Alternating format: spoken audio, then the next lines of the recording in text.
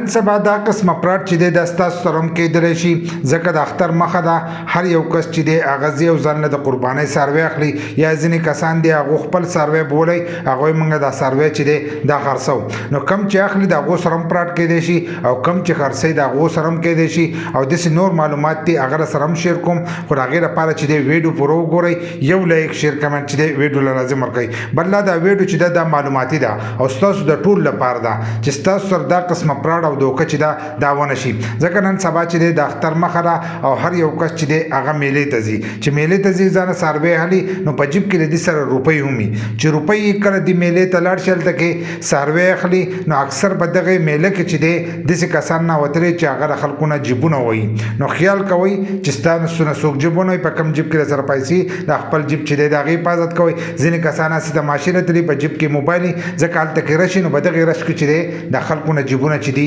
دا والی کېږي خو ځینې کسان دي هغه څاروي خرڅوي لکه خپل څاروي چې دي دغه یې بولي نو کله چې تاسو خپل څاروی خرڅوئ نو په هغه ټایم کې چې دی تاسو هم د داسې پراډیانو او دوکهبازو نه چې دی تاسو به ځان هم بچ کوئ ځکه کله چې تاسو څاروی خرڅوئ نو په دغه ټایم کې چې دی په تاسو باندې دغه دوکهباز او پراډیان خلک چې دی دا په تاسو باندې هم درتلی شي ځکه په دغه وخت کې چې دی نقلي لوټونه دي چې دی هغه هم بدلوي نقلي لوټونو سره ستاسو نه څاروی واخلي تاسو له نقلي لوټونه درکړي او ستاسو نه څاروی چې دی دا بوزي نو دغه هم یو پراټ دی د دغه پراټ نه چې دی ځان بچ کړئ ځکه په روز کال به تاسو هم کتلي د زیاتر کسانو سره چې دی دا قسمه دوکې شوي دي چې هغو له نقلي لوټونه ورکړی شوي دي او څاروي چې دی دا ترې بولی شوي دي بل لا کم کسان چې څاروی اخلي او یا څاروی خرڅوي اکثر دې په میلو کې دغه څاروي چې دي ودرولي نو هلته کې خرڅېږي هم او اخیستی کېږي هم نو ځینې کسان دا کوشش کوي د 1500 روپو لپاره د 2-3 لاکو څاروی چې دی دا واخلي خو 1500 روپۍ چې دی دا پکې نه ورکوي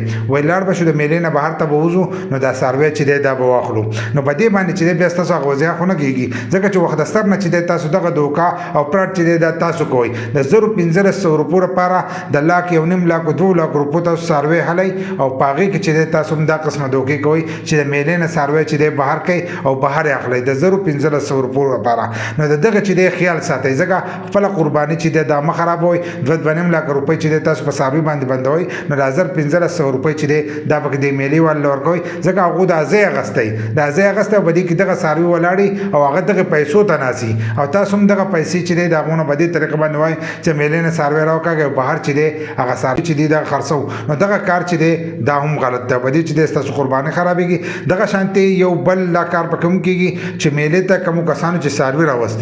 څاروي راوستي نو دغه څاروو چې دی اکثر 2 کاله نه پوره شي یا 1 کال یا 1.5 کال هغه وایي ذمهواري اخلم نو په ذمهوارۍ باندې چې دی تاسو څاروی نشئ اخیستلی او په دغې باندې چې دی هم قرباني نه کېږي ځکه که هغې ذمهواري واخلي د دې کس خو پته نه لګي خلک چې دی هغه وژني جیبونه د خلکو کټ کوي قسم کارونه کوي نو ته د څه شي ذمهواري هلی ته به څاروی ګورې بل لا چې خپله محله کې هلی نو هغه سړي ته ګورئ که هغې ذمهواري اخلي او سړی رښتونی نو صحیح ده که سړی رښتونی نه نو د هغه نه هم تاسو څاروی چې دی دا نشئ اخیستلی خو په میله کې چې دی ګڼ کپان زیات راځي نو د ذمهوارۍ څاروی چې دی هلته کې وایي چې د دې موږ ذمهواري اخلو چې دې 2 کاله پوره شي یا پلانه پوره شي او غاښونه یې 2 نه راختلي نو د هغې کسان نه چې دی څاروی هم اخلئ دا هم یو پراټ دی او دوکه ده نو د دا قسمه دوکو نه چې دی ځان وساتئ او نن سبا چې دا قسمه دوکې چې دي دا ډېرې زیاتې کېږي